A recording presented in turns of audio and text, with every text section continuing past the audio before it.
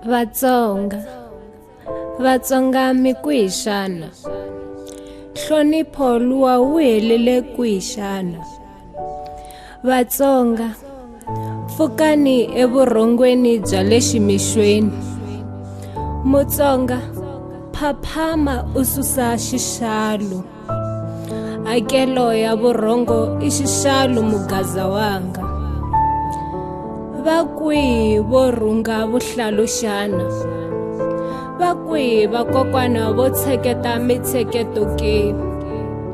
Majaha yo cina michongolo, swigubu, mi kwihi xana? Vatsonga, phaphamani mi yima mi tinyungubyisa hi ndhavuko wa n'wina. Ku lova ka vakokwani swi nga hi lahlekerisi hi ndhavuko wa hina.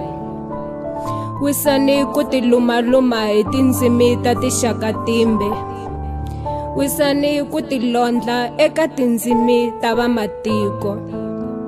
A hi khomaneni hi pfuxa rixaka ra Vatsonga. A hi khomaneni tanihi matuva.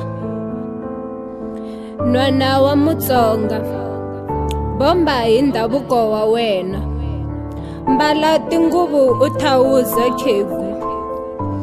A hi yimeni hi komba vuswikoti bya Vatsonga.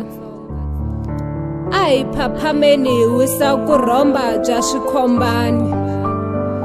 Pfulani mahlo mi vona, rixaka ra Vatsonga ra lova.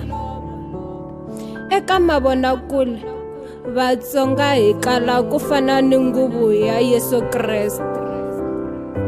A hi ku vava ni ku tirhisa vusiwana.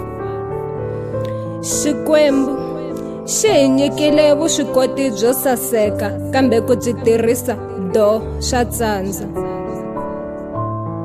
Vuswikoti eka hina Vatsonga i matutu vana va Tavasi.